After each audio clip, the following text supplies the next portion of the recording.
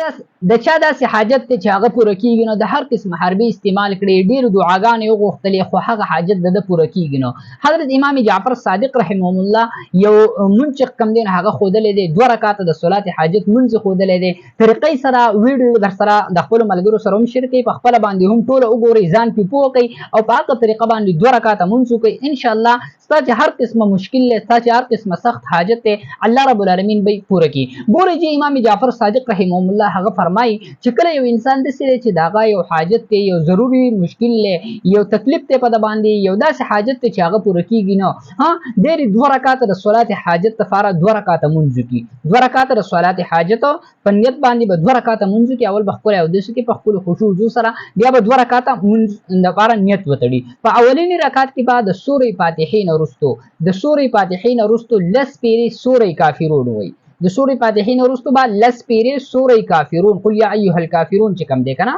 د شتم سپاره کې په دویم رکعت کې بعد د سورې فاتحه نه رستو لس پیری سورې اخلاص قل هو الله احد الله الصمد دا سورت وي دا غي نه رستو چې کله د سلام وګرځي نور عام مونږ چې کومګه کو په هغه طریقه باندې خو صرف د سورت په ځای باندې لس پیری په اول کې سورې کافرون او په دویم رکعت کې د سورت په ځای باندې لس پیری سورې اخلاص دا به وي دا غي نه رستو چې کله د سلام وګرځي نو لس پیری به درود شریف نبی صلی الله علیه وسلم باندې وي لس پیری به درېمه کلمه وي او لس پیری چې کم دین هغه به دا دعا وي ربنا آتنا فی الدنيا حسنه وفي الاخره حسنه وقنا عذاب النار کوم چې موږ په مانځ کې وای دا دعا به وي دا غي نه رستو به بیا لاسونه اوچت کی او دا به فصل پیری به دا کلمه وي دا لفظ به وي یا ربي یا ربي یا ربي یا ربي سل پیری به دا وي چې سل پیری دا لفظ کله پوره شو دا غي نه رستو به په خپل طریقه باندې خپل حاجت الله رب العالمین ته وړاندې کی او الله رب العالمین نه به وغواړي په خپل طریقه په الله رب العالمین باندې به یقین ساتي ان شاء الله د هر قسمه مشکل الله رب العالمین به دغه حاجت او مشکل ضرور ختمه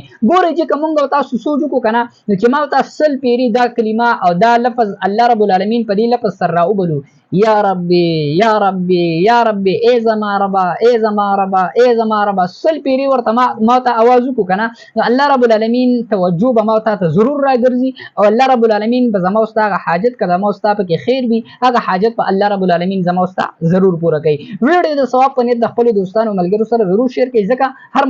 ملګری او هر کس چې کم دین هغه ضرورتمند او حاجتمند دی السلام علیکم ورحمت الله وبرکاته